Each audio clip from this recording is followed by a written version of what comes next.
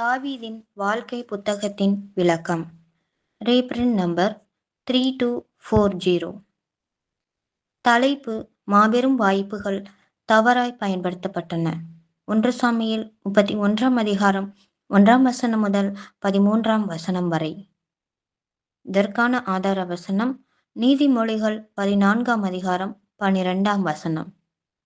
மனுஷனுக்கு செம்மையாய் தோன்றுகிற வழி உண்டு, அதன் முடிவோ மரண வழிகள். விளக்கம்: சவுல் ராஜாவினுடைய வாழ்க்கை முழுவதிலும் மதியீனமான தவறுகளும் தப்பிதங்களுமே காணப்பட்டது. இவருடைய வாழ்க்கையானது தெய்வீக தயவின் கீழ் மாபெரும் வாய்ப்புகளுடன் ஆரம்பித்தது. மேலும் இவருடைய தேசத்தாரின் அன்பும் பாராட்டும் கூட இவருக்கு காணப்பட்டது.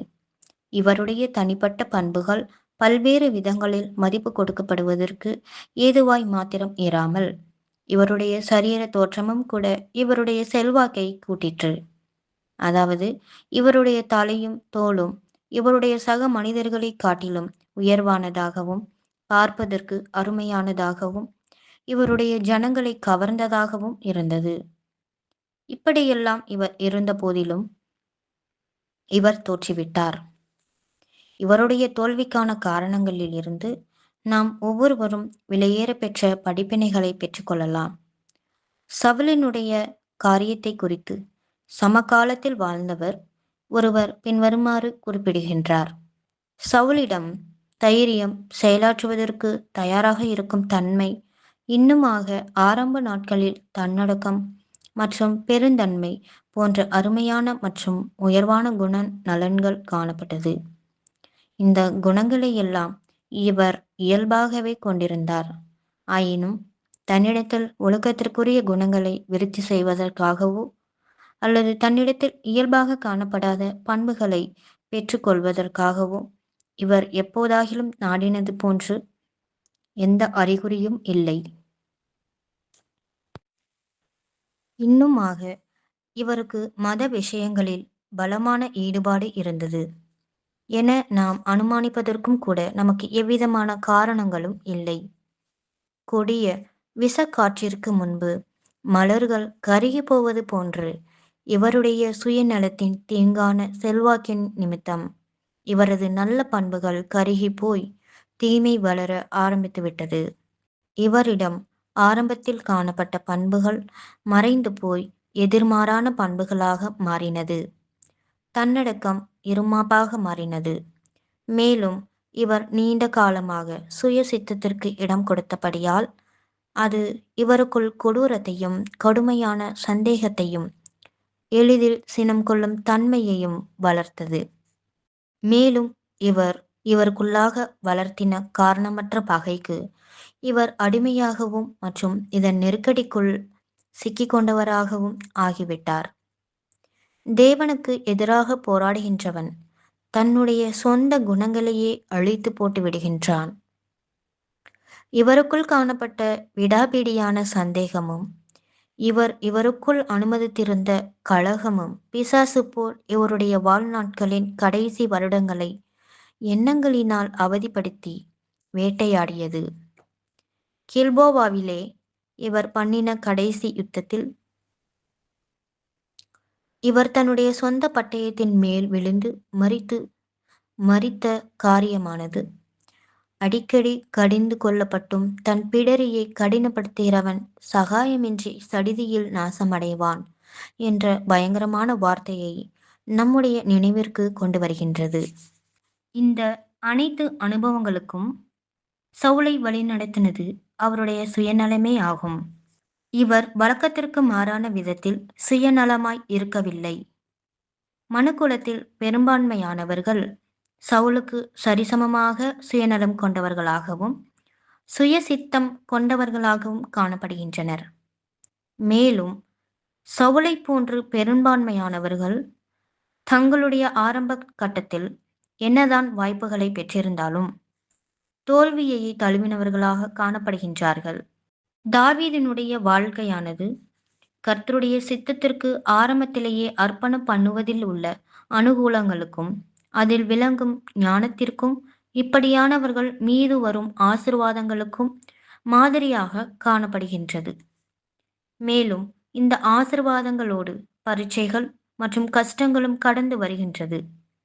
இதுபோல சவுலினுடைய வாழ்க்கையானது கர்த்தரை புறக்கணித்து தங்களுடைய சொந்த வழிகளில் தங்களை வழிநடத்த முற்படுகின்றவர்களுடைய தவறுகளுக்கான மாதிரியாக விளங்குகின்றது. இப்படி கர்த்தரை புறக்கணித்து தங்களுடைய சொந்த பாதைகளில் நடக்க முற்படுபவர்கள் சவுலைப் போன்று தங்களுடைய சுயநலமான பேராசைகளினால் தவறாய் வழி நடத்தப்படுவார்கள். சவுலினுடைய விசேஷமான 2 மீறுதல்கள் பின்வருமாறு: 1. தெய்வீக ஏற்பாட்டின்படி இவர் பலி செலுத்துவதற்கான உரிமையை பெற்றிராதது போது இவர் பலி செலுத்தின காரியம் ஆகும். 1 சாமுவேல் 13ஆம் அதிகாரம் 1ஆம் வசனம் முதல் 14ஆம் வசனம் வரை. 2. கர்த்தரிடமிருந்து வந்த நேரடியான கட்டளைக்கு இவர் கீழ்ப்படியாத காரியமாகும். இது 1 சாமுவேல் 15ஆம் அதிகாரம் 1ஆம் வசனம் முதல் 15ஆம் வசனங்களில் பதிவு செய்யப்பட்டுள்ளது.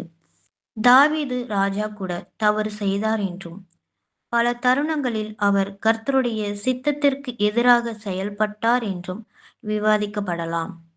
ஆனால் இவர்கள் இருவருக்கும் இடையே உள்ள பரந்த வித்தியாசத்தை நாம் கவனித்தாக வேண்டும்.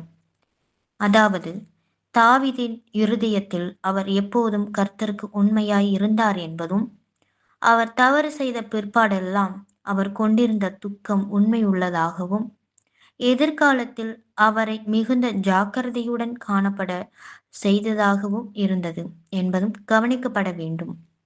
ஆனால் சவுலினுடைய விஷயத்திலோ பிரச்சனை எப்போதும் அவருடைய இருதயத்திலேயே காணப்பட்டது. அதாவது, அவருடைய இருதயம் கர்த்தருடைய சித்தத்திற்கு கீழ்ப்படிந்து காணப்படாமல் அவருடைய சுய சித்தத்தினால் வழிநடத்தப்பட்டதாகவே காணப்பட்டது. மேலும் பின் விளைவுகள் குறித்த பயம் காரணமாக அவர் மனம் வருந்தி மன்னிப்பு கேட்டாரே ஒழிய கர்த்தருடைய வழியிலிருந்து விலகி போனதற்காக அவர் வருந்தினதே இல்லை.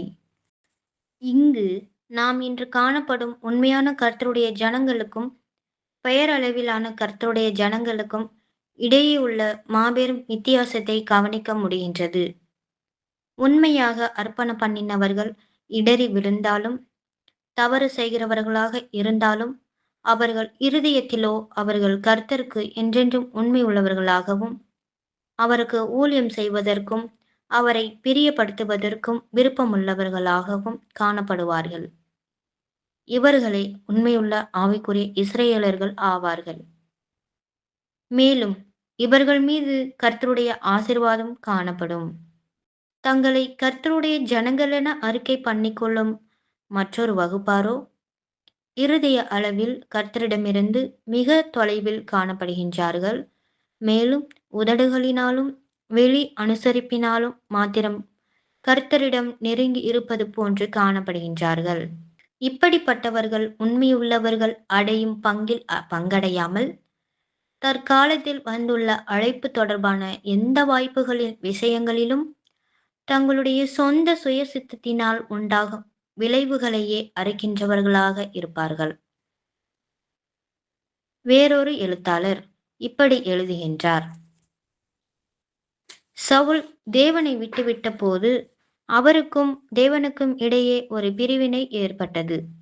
மேலும் அவருடைய இருதயத்தை ஒரு தீய ஆவி ஆட்கொண்டது. சவுலினுடைய அழிவை துரிதப்படுத்துவதற்கென தேவன் நேரடியாக எதையாகிலும் செய்தார் என்ற எவ்விதமான அறிகுறிகளையும் நாம் பார்க்கவில்லை. சவுலோ தீய இருதயத்தினால் இயல்பாகவே உண்டாகும் விளைவுகளை அனுபவிக்க விடப்பட்டார். தேவனுடைய வழி நடத்துதலும் உதவியும் இல்லாத ஜீவியத்தை ஜீவிக்கவும், இன்னுமாக சுயநலத்தினாலும் கோப உணர்ச்சிகளினாலும் வழி நடத்தப்படும் ஜீவியத்தினால் உண்டாகும் விளைவுகளை சந்திக்கவும் விடப்பட்டார். சவுல் தன்னுடைய சத்துருக்களை ஜெயங்கொள்வதற்கு பதிலாக தாவீதை வேட்டையாடுவதில் தனது நேரத்தை செலவிட்டார். இப்படியாக இவர் தனது நேரத்தை செலவழித்ததின் நிமித்தம் இவருடைய ராஜ்யத்தை இவர் கவனிக்க தவறினார். மேலும் ஜனங்களும் அதிருப்தி அடைந்தார்கள். மேலும் சவுலினுடைய சிறப்பான மனிதர்களில் அநேகர் இவரை கைவிட்டு தாவீதிடம் போய் சேர்ந்து கொண்டார்கள். இன்னுமாக எதிரிகளுடைய தேசத்திற்குள்ளும் துரத்தப்பட்டு போனார்கள். இவருடைய சேனை தைரியத்தை இழந்தது. மேலும் இவருடைய கடைசி யுத்தத்தின் போது இவர் ஆயத்தமாகுவதை விட்டுவிட்டு அஞ்சனக்காரியிடம் குறிக்கேட்பதற்கென இரவு முழுவதையும் செலவழித்தபடியால் இவர் யுத்தத்தின் போது பலமில்லாமலும் சோர்வடைந்தவராகவும் காணப்பட்டார். இப்படியாக கடைசியில் தற்கொலை செய்து கொண்டு பரிதாபமாய் மரித்து போனார். அவர்கள் தங்கள் வலியின் பலனை புசிப்பார்கள், தங்களின் யோசனைகளினால் திருப்தி அடைவார்கள். நீதிமொழிகள் 1 அதிகாரம் 31 சவுலின் இறுதி நாட்களில் உள்ள அனுபவங்கள் தொடர்பான காரியங்களை நம்முடைய பாடத்தில் நாம் பார்க்கின்றோம். பெலிஸ்தர்கள் ஒரு சேனையோடு இஸ்ரேலுக்குள் புகுந்து விட்டார்கள். மேலும் இவர்களோடு யுத்தம் பண்ணும்படிக்கு சவுலும் சேனையோடு புறப்பட்டு போனார். 2 சேனைகளும் நாசரேத்துக்கு கொஞ்சம் தொலைவில் பாளையம் இறங்கினார்கள். யுத்தத்திற்கு முந்தின இரவில் ராஜாவாகிய சவுல் எந்தோரில் இருக்கும் அஞ்சனக்காரியிடம் கூறி கேட்க போயிருப்பாரானால் இவருடைய மனம் எவ்வளவு சோர்வடைந்திருக்க வேண்டும் என்பதை நம்மால் கற்பனை செய்து பார்க்க முடிகின்றது. இவர் தன்னுடைய சுய சித்தத்தின்படி கர்த்தருடைய சித்தத்தை புறக்கணித்தார். இறுதியில் தாவீதை இஸ்ரேலின் சிம்மாசனத்தில் கொண்டு வந்து அமர்த்துவதே கர்த்தருடைய சித்தமாக இருக்கின்றது என உணர்ந்து கொண்ட சவுல் தாவீதின் மீதான பகையினால் நிரம்பினவராக காணப்பட்டார். ஆகவே தனக்கு எவ்விதமான தீங்கை செய்யாதவனும் தனக்கு மிகவும் உண்மையாய் இருந்தவர்களில் ஒருவனாகவும் இருந்த தாவீதை எதிர்க்கும் போது தான் உண்மையில் தேவனை எதிர்த்து போராடி கொண்டிருக்கின்றார் என்று சவுல் உணர்ந்தவராக இருந்தார்.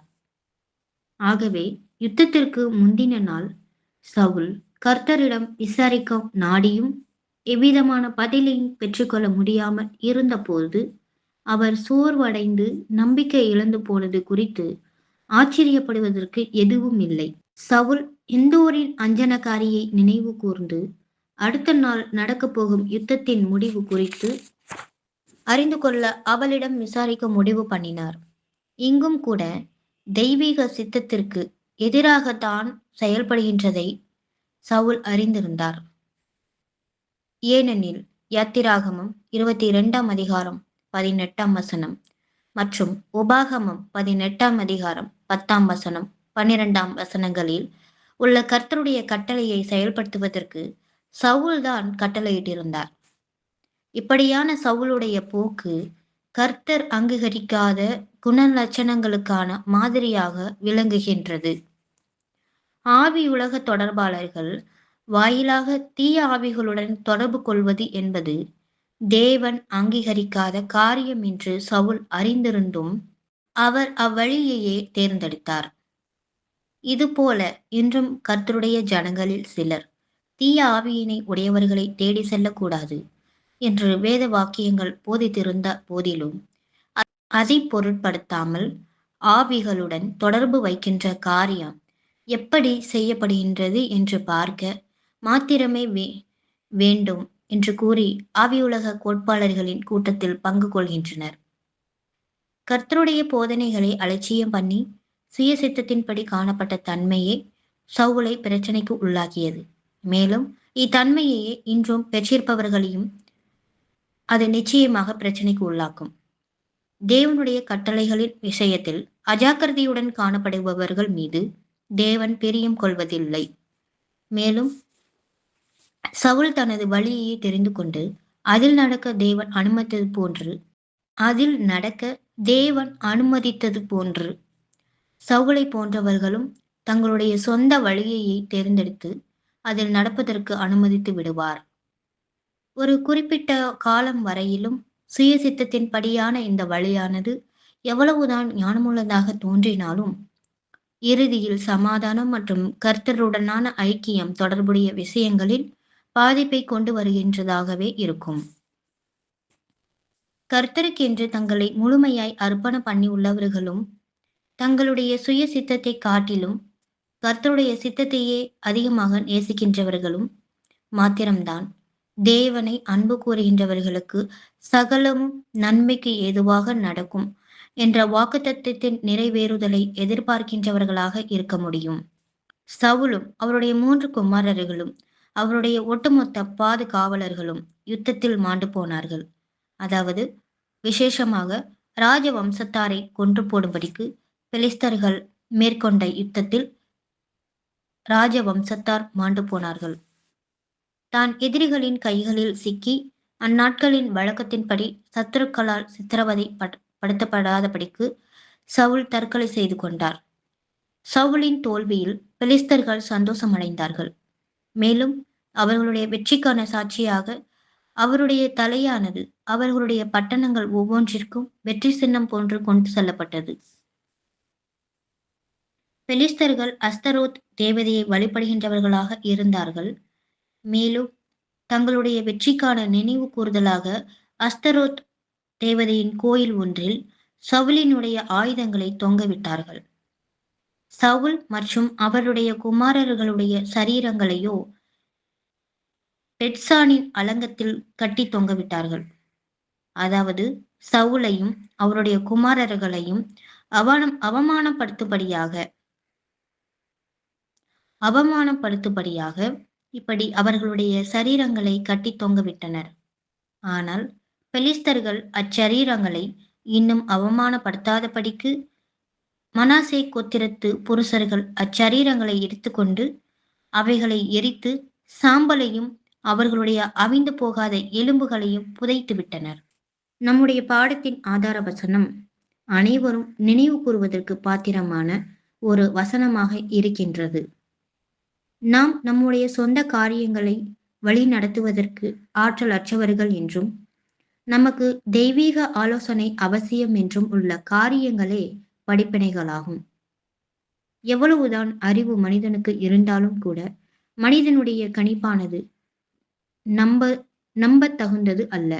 முடிவு எடுக்கும் விஷயத்திலும் மற்றும் அறிவிலும் உள்ள நம்முடைய குறைபாடுகளின் காரணமாக மனிதனுக்கு செம்மையானதாகவும் ஞானமானதாகவும் அனுகூலமானதாகவும் விரும்பத்தக்கதாகவும் காணப்படும் வழிகளில் நாம் கடந்து செல்வதின் நிமித்தம் ஏமாற்றமும் மன நோவும் ஏற்பட்டு இறுதியில் அவ்வழி மரணத்திற்கு, அதாவது 2ஆம் மரணத்திற்கு நேராக நடத்துகின்றதாகவே இருக்கும். நம்முடைய ஞானமின்மையும் சொந்த காரியங்களை நடத்துவதற்கு நாம் திராணியற்றவர்களாய் இருக்கும் நிலைமையையும் நாம் உணர்ந்து மற்றும் ஒப்புக்கொண்டு வழி நடத்துதலுக்காக நம்முடைய மாபெரும் சிருஷ்டிகரை நோக்கி பார்ப்பதே நம் அனைவருக்குமான சரியான மற்றும் ஞானமுள்ள வழியாகும். நீ உன் வாலிப பிரயாத்திலே உன் சிருஷ்டிகரை நினை என்ற வசனத்தின் எச்சரிப்பிற்கு செவிசாய்ப்பவர்கள் சந்தோஷமாய் இருப்பார்கள். பிரசங்கி 12ஆம் அதிகாரம் 1ஆம் வசனம். எவ்வளவு சீக்கிரமாக நாம் இந்த சரியான பாதையை தெரிந்து கொள்கின்றோமோ அப்போது எல்லா விதத்திலும் முடிவு சிறப்பாக காணப்படும். கர்த்தருடைய சித்தத்திற்கு நம்முடைய சித்தத்தை வளைந்து கொடுப்பதும் கூட சுலபமாக காணப்படும். கர்த்தருடைய வழி நடத்துதல் மூலம் வரும் படிப்பினைகளும் திருப்தியும் சமாதானமும் மிகவும் வெளியேறப்பட்டதாகவும் இருக்கும். கர்த்தருடைய சித்தம் நம்முடைய அனைத்து காரியங்களிலும் நிறைவேறத்தக்கதாக நம்முடைய இருதயத்தையும் ஜீவியத்தையும் மற்றும் அனைத்து காரியங்களையும் முழுமையாய் கர்த்தருக்கு ஒப்புக்கொடுக்கும் அர்ப்பணிப்பே ஒவ்வொரு நீதிமானாக்கப்பட்ட விசுவாசியும் சபையாகிய கிறிஸ்துவின் சரீரத்துக்குள் கொண்டு வரப்படுவதற்கு அவசியமான அர்ப்பணிப்பாகும். ஆமீன்.